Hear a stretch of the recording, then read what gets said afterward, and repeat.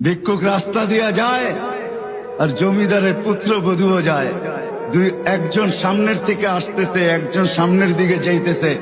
দুইজনের ক্রসিং এর সময় ভিক্ষুকের গায়ের কাদা জমিদারের পুত্রবধূর গায়ে লেগে গেছে। সে দুনিয়া আন্ধার করে ফেলছে, স্বামীকে ডাইকা নিয়ে আসছে, বলছে ভিক্ষুক আমার কাপড় নষ্ট করে দিছে। সে শুধু ভিক্ষুক ছিল না, বৃদ্ধ ছিল। বৃদ্ধ ছিল না শুধু, জীর্ণ ছিল, শীর্ণ ছিল।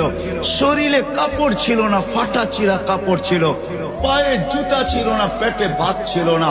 জমিদারের পুত্র সইতে পারে নাই, যৌবনী শক্তি সয়তো সয় কি কইরা তার স্ত্রীর গায়ে ভিক্ষুকের কাদা। বস সমগ্র শক্তিকে হাতে জমা করা, একত্র করা বৃদ্ধের গালে বসায়।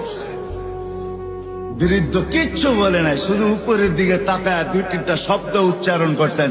শব্দগুলা হলো ইয়া মাল্লা তারা হলো ওয়ুন, ও আল্লাহ চোখে দেখা যায় না। ও তারা কুল্লা শাই, তুই সব দেখিস। ফারা তারা মা বি, তুই কি দেখিস না আমার সাথে কি ঘটতেছে? এটা কি দেখিস না? বলতে দেরি যুবক, মরতে দেরি হয় নাই। জমিদার চলে আসছে, প্রতিশোধ নিবে। বৃদ্ধের একদিকে মুস্কি হাসি, একদিকে বলতেছে প্রেমের খেলা এমনই হয়। জিজ্ঞাসা করছে কিসের প্রেমের খেলা রে? বলছে ওর প্রেমিকার গায়ে আমার কাদা লাগছে, পায়ের কাদা লাগছে, ও সইতে পারে নাই। যৌবনী শক্তি দিয়ে আমার বৃদ্ধ গালে বসায় দিছে। আমাকেও একজন ভালোবাসে, সেও সইতে পারে না, সেও সইতে পারে না। ও তো থাপ্পড় দিয়া খেলতো, সে জান নিয়ে নিছে, জান।